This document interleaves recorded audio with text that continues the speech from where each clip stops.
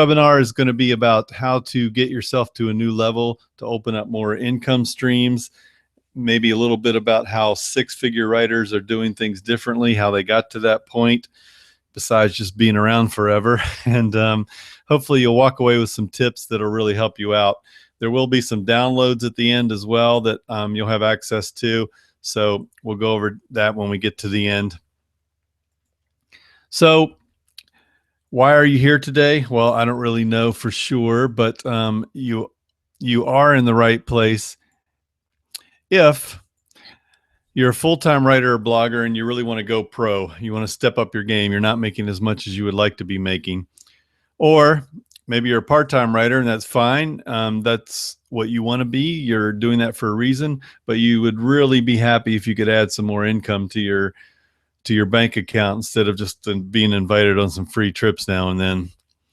Or maybe you've hit a plateau in your freelance earnings. You're having a tough time because pay has gone down at some of your previous outlets, or editors have moved on and you have lost some outlets and you can't seem to really get where you need to be. Or you're not getting traction with your blog. The traffic's not going up. You're not getting any more money from it, and it's not a real source of income. Maybe you've thought about publishing a book. You're not sure it's worth doing. You're not sure how to go about it, how that can really help your career or your bank account, and you're not sure if it's worth it. So we're going to go into that a bit.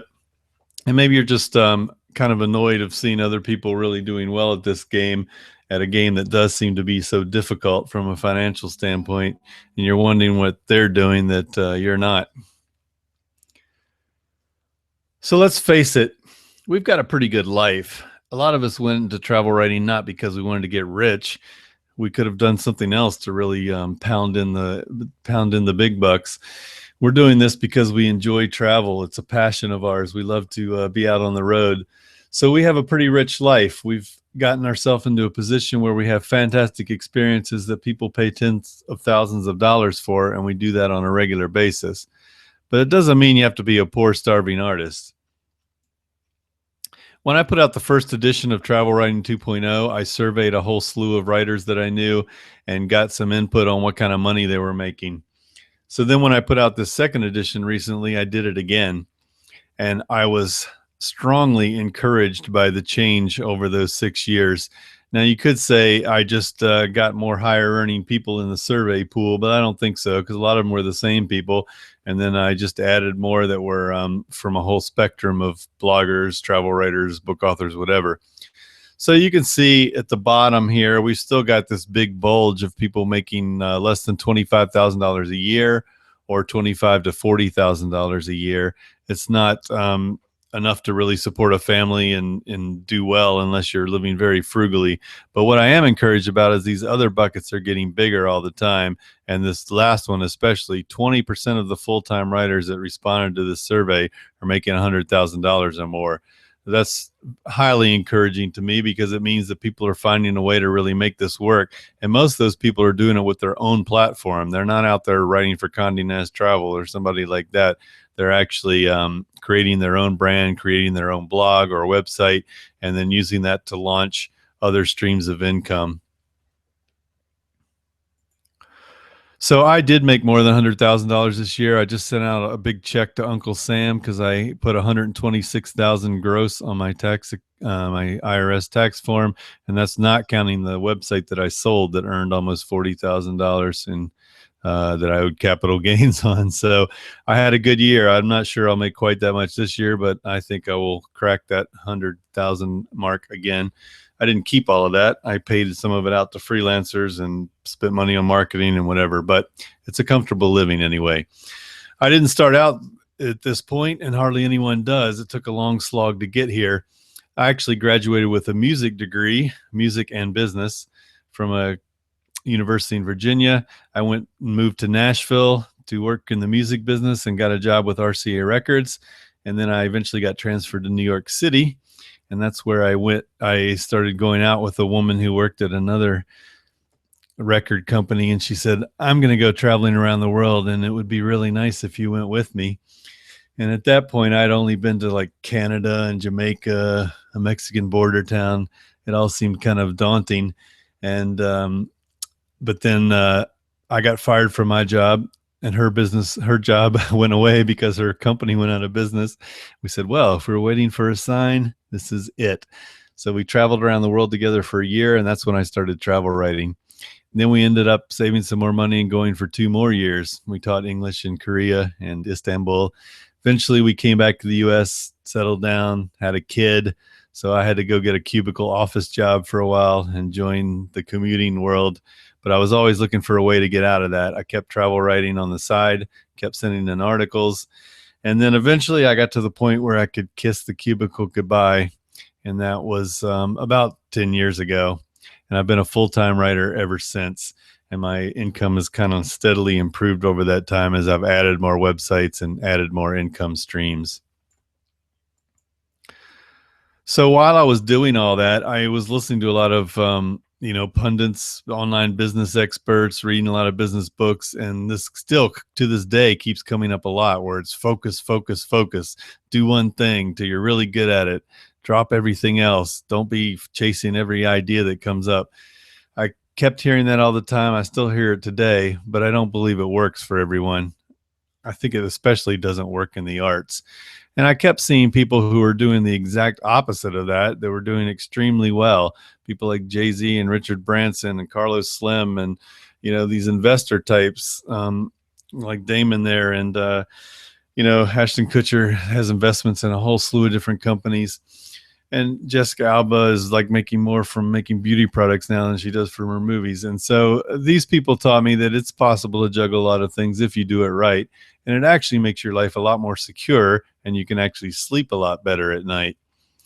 So eventually I stumbled upon this realization that the best way to have a secure living and to make a steady amount of money is not to go work for the man and show up for your cubicle job in your commuter car, but it's actually to make sure your own business has a lot of legs to stand on, that is generating income from multiple areas, not just one or two, because it's very scary if all your income is coming from one source or one kind of advertising or one editor, because if that goes away, then you're really in big trouble.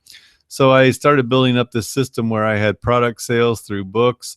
I had online ad income through different blogs, different websites. I still continued as a freelancer and still do today. And then I had other things in the mix, like I have a tour company in Guanajuato that does street food tours in Mexico.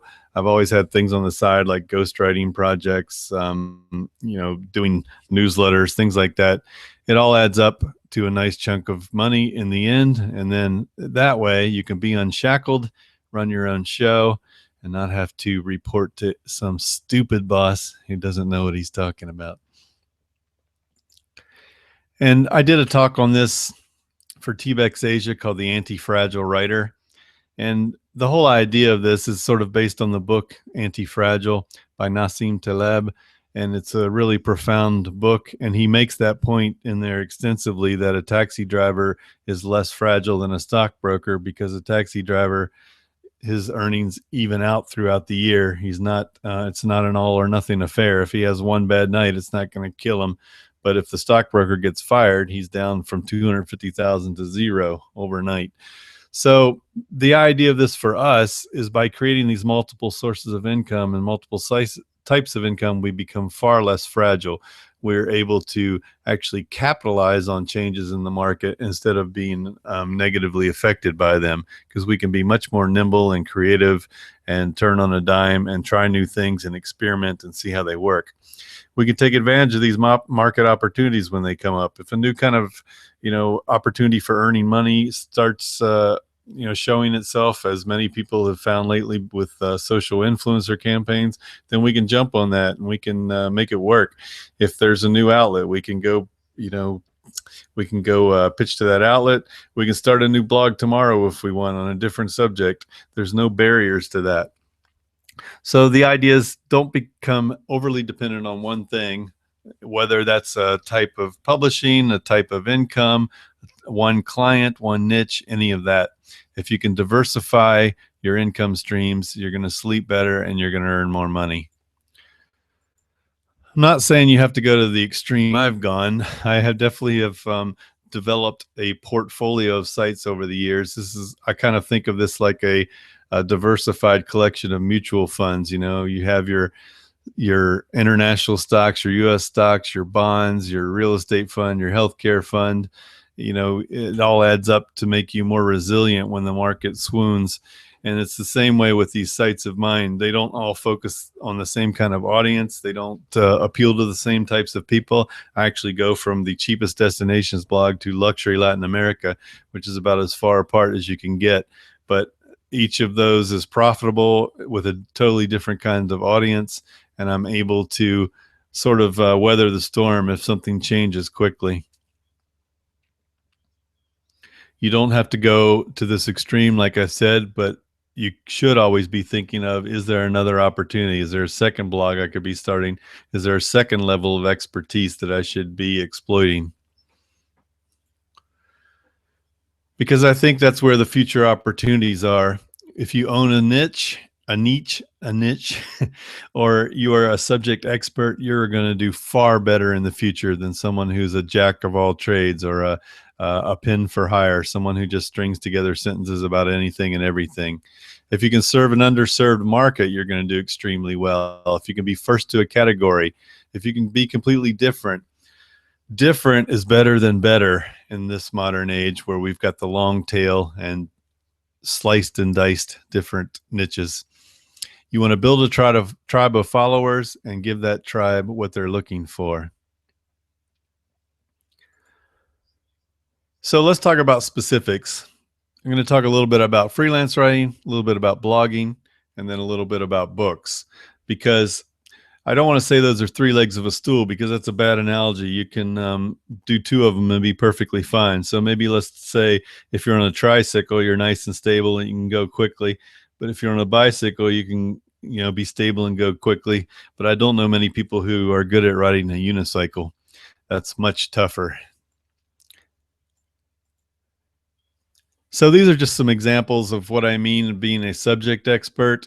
The guy on the left here is Christopher Baker. He has been on all over the news lately and has gotten tons of advertising. Not advertising, freelance opportunities, because he is the guy about traveling in Cuba. He has multiple guidebooks out on it. He speaks on the subject. He writes about it. He's the guy you want. So you're not even going to look anywhere else probably after you stumble upon this guy.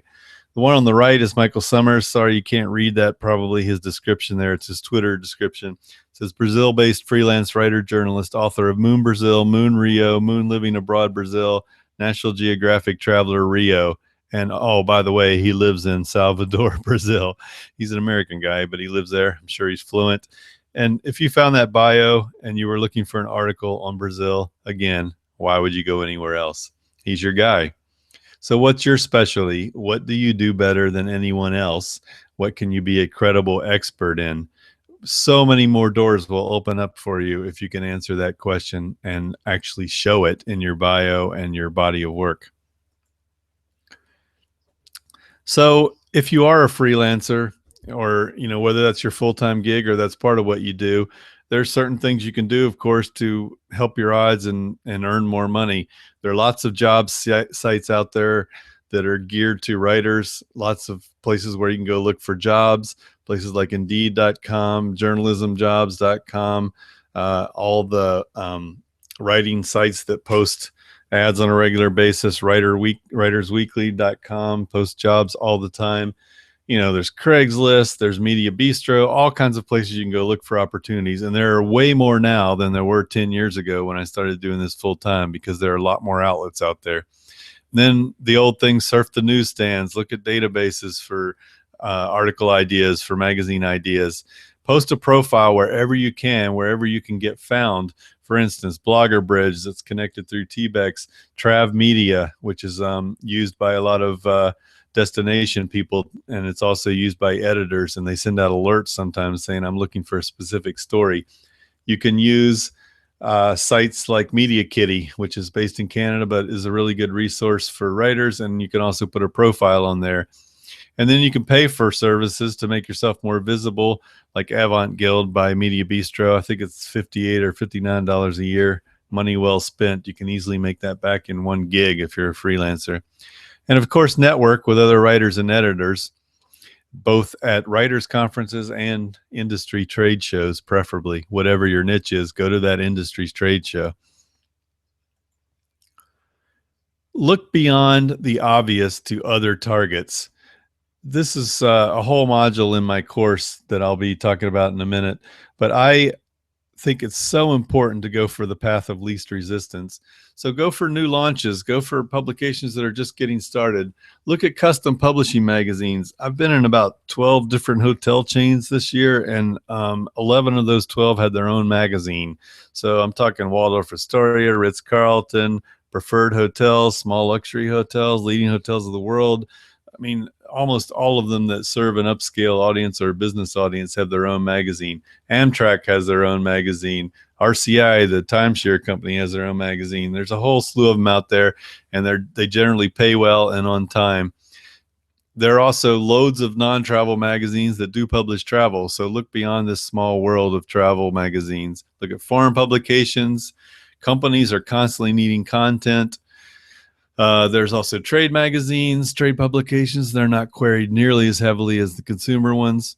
And then, of course, corporate sites. You know, so many companies now have their own blogs. I've written for a whole bunch of them: Viator's, Trivago, H&R Block, DealsAlert.com. I can't even think of them all that I've done. But if you just start searching around, you'll find lots of opportunities for content. This picture over here on the right, by the way, is Travel and Leisure from about 20 years ago and Travel and Leisure today. The one on the bottom is the previous one. It's actually from 2001, so that's not even that long ago, 15 years ago. And then the one on the top is now, where it's less than 100 pages most of the time. The one on the bottom was close to 300 pages. And now National Geographic Traveler is sometimes like 60 some, 70 some pages. They just got bought by Rupert Murdoch, and there's been a bloodbath in the whole staff. They're cutting pages. It's not looking good for the big magazines that everybody's heard of. So look beyond that. And of course, if you have some kind of pitching schedule, if you can just keep up with this and really work at it, treat it like a job, you'll do much better. Some of you don't do much freelancing or don't care to. You're bloggers and you want to know about how to be a more successful blogger. I think the big mistake people make here, especially if they're new, starting out now, is they look at the most popular blogs out there and they see a personality. They see a face that's all over the place. You know, people with huge Instagram followings and big social media followings on all the platforms, and they think, oh, that's what I've got to do to be successful. I got to put my name in the title, put my face all over everything, get pictures on the beach in a bathing suit, and I'll be off to the races. But honestly, for every one of those, there's 10 subject-focused blogs that are doing much better, or subject-focused websites. Here's a few to consider. I think the mistake a lot of people make is they say, oh, well, if I focus on something too specific, then I won't get big traffic, and then I'm going to be in trouble because, you know, I can't get this massive following. Well, it's not true. All of these sites have really large audiences, but they're just very specific audiences. They're people that care about something specific, and so they are doing much better. They're getting lots of people that really, really care, instead of some people that just drop by every once in a while from Twitter and then leave. The one at the top is called Autistic Globetrotting. This is about travel with your autistic child. Now, this is not for everybody, but that's okay. If it is for you, you're going to be all over this, and you're going to come back to it week after week. You're going to sign up for the newsletter. You're going to follow them on Facebook. You're going to probably read every post because you have an autistic child and you want to know how to travel with them. The one here on the bottom is called Uncovering PA. That's PA for Pennsylvania, and it's only about that state. Travel in Pennsylvania, nothing else. He's not writing about his trip to Alaska. He's not writing about Morocco or Jordan or Alberta. He's writing about Pennsylvania and doing extremely well at it, because you can imagine, since this comes up near the top on everything relevant in Google, if you're an advertiser in Pennsylvania, if you run some kind of tourism business there, this is the place you want to be. The one in the middle is called the Disney Food Blog, and this gets more traffic than all my sites added together, I think. It's huge, and all it's about is food at Disney. I mean, some people probably look at that and go, how ridiculous. You can't you can't attract a big audience just writing about theme park food. Well, yes, you can, and they do. The one on the right has probably been around since I've been travel writing. It seems like Turkey Travel Planner by Tom Brosnahan. He started out as a Lonely Planet writer for Turkey, and he is the turkey expert. And if you want to know anything about Turkey, you're going to end up on that site eventually. He has long made a really good living from that one site. You might say, oh, Tim, though, these aren't the famous blogs I've heard of. I want to be like them. Well, some of them are very focused too. If you go to that list of the top 50 travel blogs in the world, which is getting more and more competitive every year, I just saw that I dropped down to number 49 out of 50. So I guess I need to up my game. And that's with me getting 80,000 visitors a month. So you can imagine what some of the ones near the top are getting. This is a luxury travel blog. This is usually somewhere up there near the top 10, very focused, nothing but luxury travel. But he has a huge social media following that he's built up over the years and huge traffic. The one on the right here is Souvenir Finder. She's on that list. All this is about is buying authentic souvenirs when you travel. And she does not even do this on a full-time basis. She's a lawyer who does this on the side. So you don't necessarily have to be pounding it all day, every day to find success if you have a good niche that attracts a crowd of people who are interested in what you're interested in. The one on the bottom, Solo Traveler. Janice has been writing about this subject for a long time. Her blog's well established. She has a book out on the subject. She gets quoted in the media all the time. She gets invited to do freelance articles. In all these cases, these are very focused. You know what they're about as soon as you land on them. And so they build up a real audience of followers, a real tribe, not just people who come and go every once in a while. Because we do not need more generalists. Nobody ever said, get me a generalist on the phone. It just doesn't happen. They say, get me an expert. If you're an expert at something, or it can at least look like one, then you have a much better chance of making real money, not just leftover scraps. If you're a generalist, you take whatever you can get, you write about whatever you can get, you go on whatever trip somebody offers you, but that is a recipe for mediocrity. It's a recipe for just middling along as an average travel writer instead of doing something great and memorable that's really going to bring in earnings without you trying. If you're a perceived expert, you get quoted in the media all the time without asking. People contact you. You get interviewed and profiled by podcasts and magazine articles. People link to you without you asking them to, without you begging for a slot or a guest post or whatever. They link to you because you're an authority. You attract a tribe of people interested in that subject because they care about that subject. Maybe they care about you, maybe they don't, but it's not all about you. It's about the subject. And that way you get a tribe of people who are passionate about it and are going to stick around, and they're going to keep coming back. You will rise high in the search engines without worrying about SEO tricks and spending hours a day on, competitive analysis and anything like that. You just write about interesting things that other people aren't writing about, and you naturally rise to the top. You will also easily sell books if you build up a tribe interested in a subject instead of just interested in how you look in a bikini. You will also be able to sell advertising and sponsorships because you have a very clear message, and those advertisers and sponsors know that you have a defined audience that they want to reach. Your audience is not just 20-something travelers or people who like to travel. Your audience is people interested in traveling in Pennsylvania or traveling in Santa Fe or food at Disney theme parks or whatever the case may be. This way, you get a defined audience and you can profit from that audience. So what about books? Well, there's a right way and a wrong way to write a book. The wrong way is to say, I've got this great idea for a book.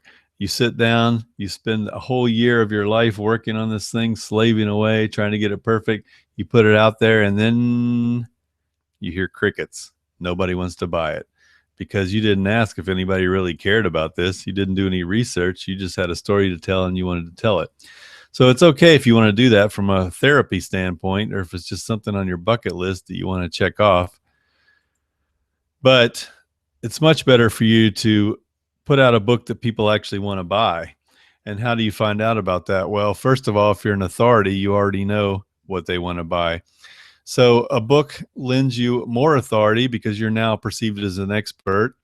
It supports your business and it brings in additional income.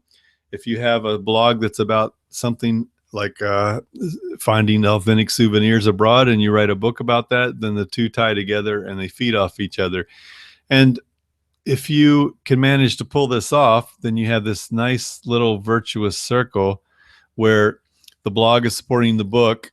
The book is getting you articles, that's getting you media attention.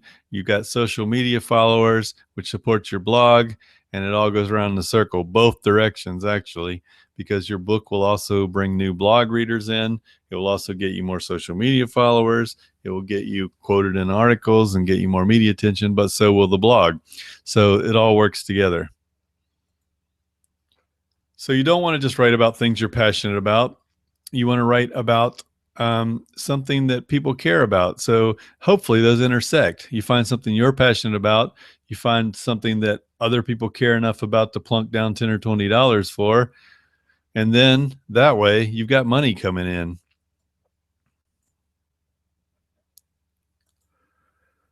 So how do you write a book that sells? Well, you identify a need. That's the key thing. You can do that through surveys. You can do that through questioning your readers. You can do that through paying attention to the blog comments that you get. You can see which are your most popular posts, which ones are getting the most engagement. You can also surf around on message boards and Facebook groups and see what people are complaining about or what they're asking about all the time. Then you determine those key questions or those key pain points. You address those questions in your book. Each one can even be a chapter, nice and easy outline. Then you tell those people, hey, I've got a book that answers all your questions and maybe more. And then you can update it later. You can revise it. You can repeat the process, or you can do another book in the series.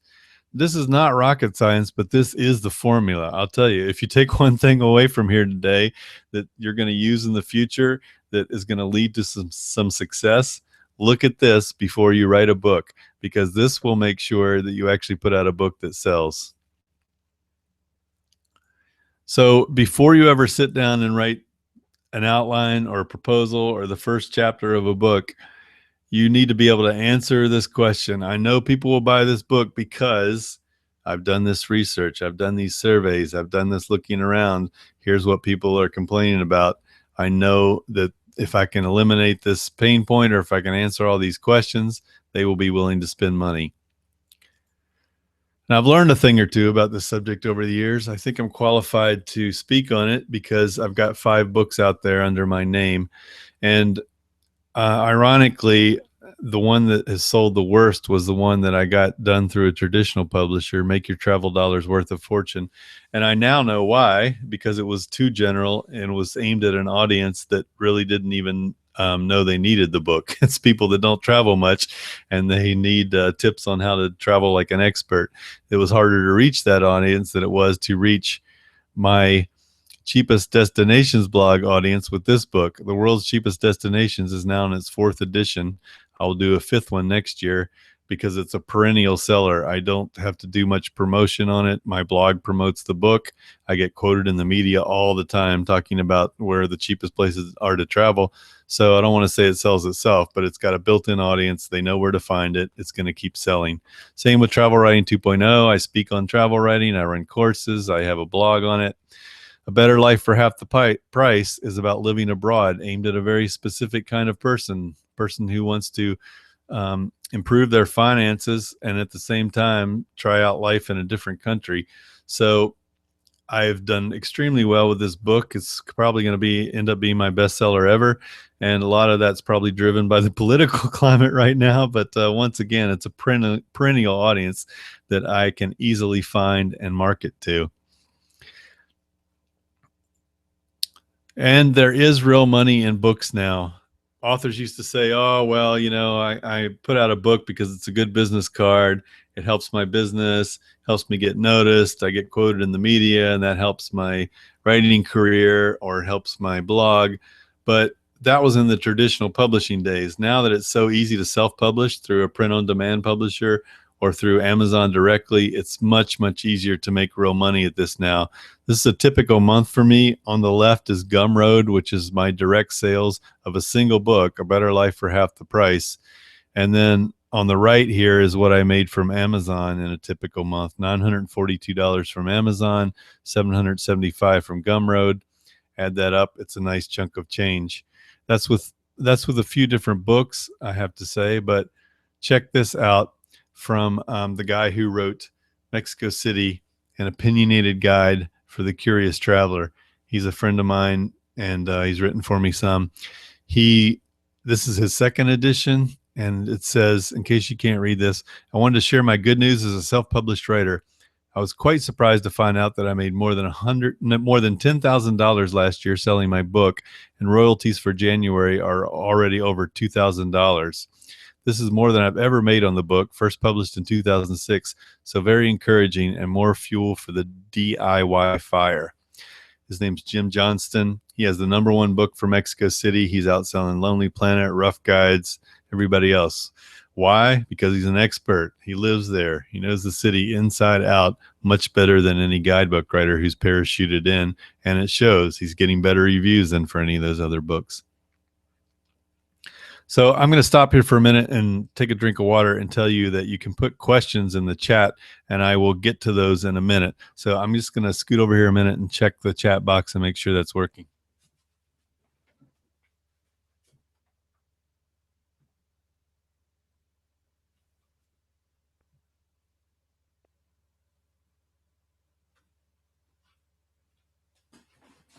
Okay, I see some of you checked in, and thanks for letting me know you were hearing it okay earlier. And I know it's kind of not very intuitive that you got to hit that play button at the beginning, but that's what you got to do to hear the sound. And I assume everybody's hearing me now. So type in any questions you have, and I am going to answer those at the end, and I will hopefully be able to get to them all. And if not, you can always follow up with me later, and I will answer any questions that you have by email. So hopefully this has been helpful today, and maybe helping you think a little differently about things. I will tell you that every six-figure writer I know has multiple streams of income. When I ask them how many, they have to think about it for a minute, and the answer is usually 8, 10, 12. It's everything from sponsored posts to sponsored tweets and whatever.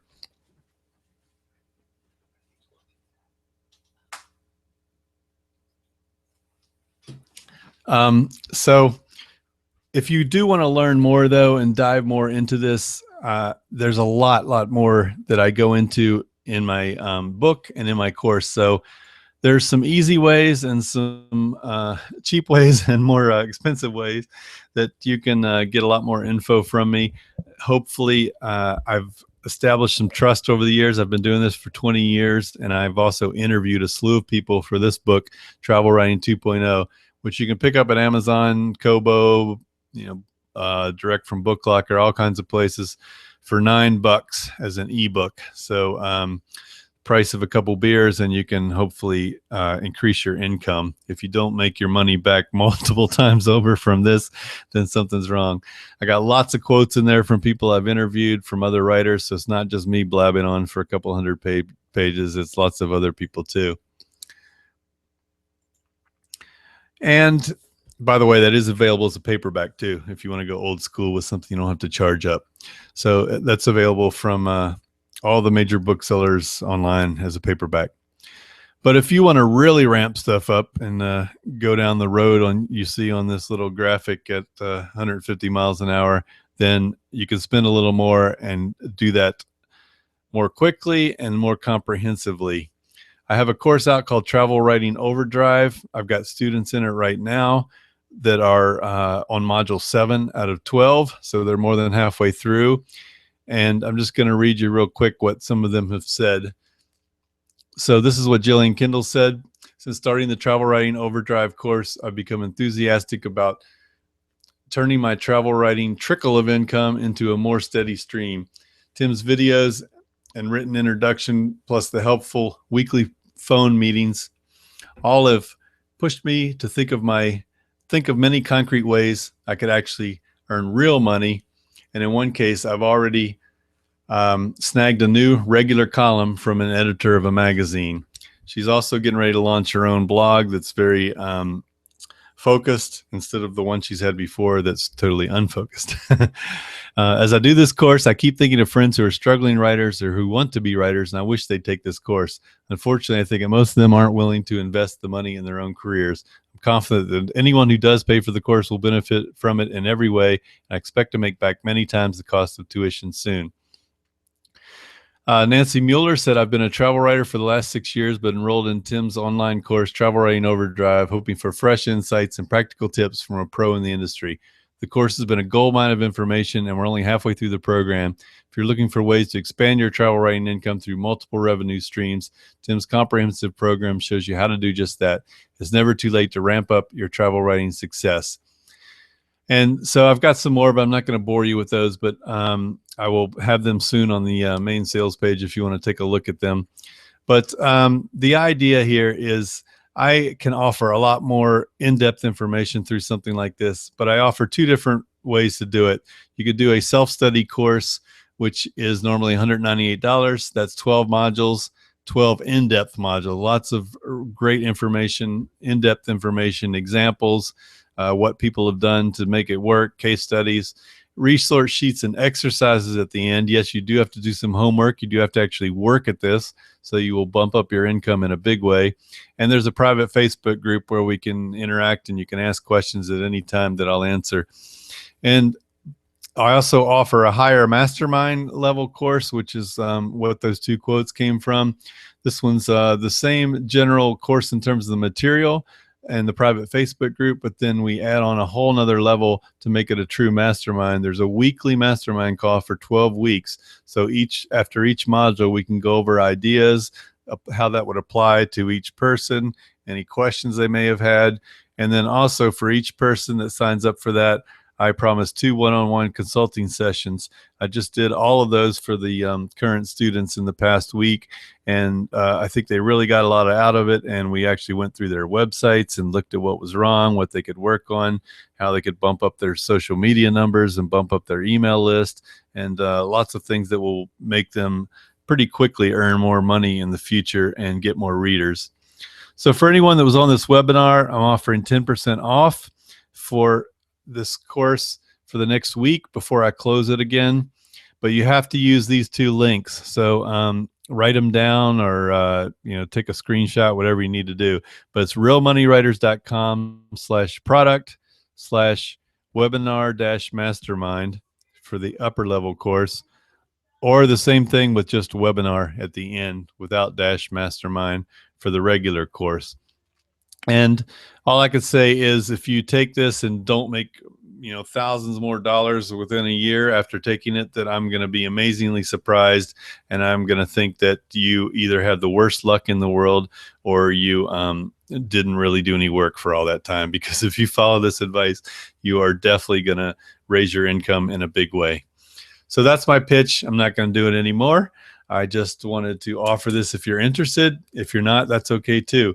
If I get another 6 or 8 students, I'll be perfectly happy, because this is not my main income source. It's just something I try to do to help people out beyond what I can do with a book. Yes, I make a little money from it, but next week I've got an $18,000 ad payment coming and another one for $1,500. So this is not how I'm paying my bills. I do that through more lucrative things, but I do want to get paid for spending time with people one-on-one and really making sure they can succeed, and making sure that when they're through with this, they've got a clear path to a much more lucrative future. So now I'm going to take any questions from you guys that have come up, and just give me a sec to check this.